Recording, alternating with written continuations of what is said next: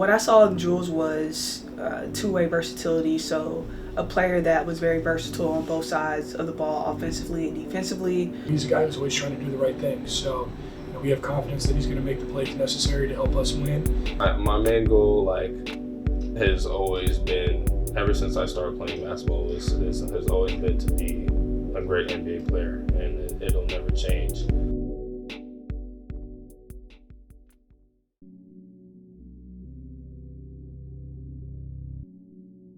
How did you feel when you first found out you're getting called up? Wow, it's finally happening and stuff like that, and I was super excited. Bernard on a hesitation, Euro. Oh, the spin and the foul.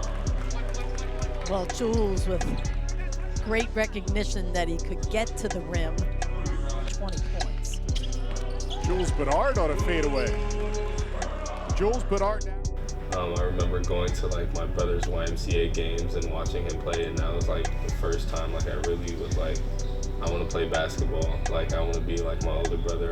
I watched Jules' games at UCLA, and what stood out the most was, again, just that versatility, ability to play make, ability to score, ability to shoot.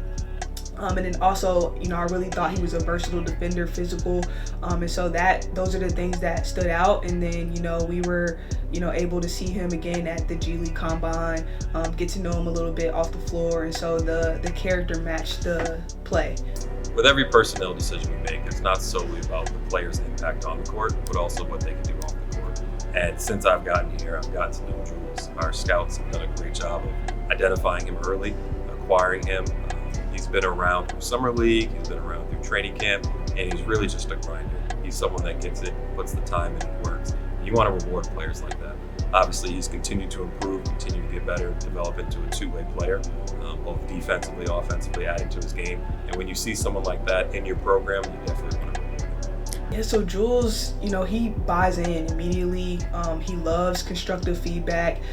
He wants to get better. He wants to grow. That speaks to his character. He doesn't get comfortable, doesn't want to settle. So I've seen him really hone in on the things that we've asked him to do, and not just here while he's been with the Go-Go or the Wizards, but honestly in the off season as well. I could tell that he worked on his ball handling. I could tell that he worked on his playmaking. I could tell that he worked on his shooting, and it's not a coincidence that he grew in all of those statistical categories from the beginning of the season. The thing I respect the most about Amber is she keeps it real.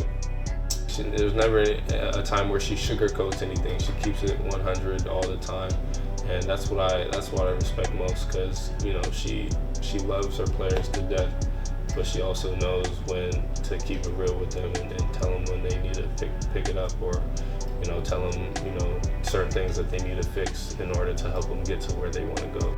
I want to get to a point where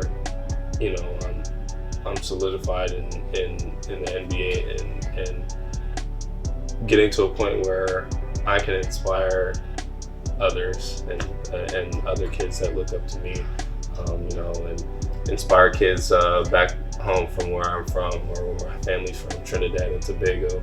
I feel like basketball is sort of a budding sport in Trinidad, and I look to try to grow the sport over there and inspire a lot of young kids. I feel like the biggest thing for a lot of athletes is maintaining that dream that you had as a kid, and sometimes it's hard, and people can lose sight of it because of there's a lot of turbulence through the journey, and but if you stay true to that dream that you had as a kid, you can achieve great things. So that's for me, that's being a great player in the NBA and inspiring others.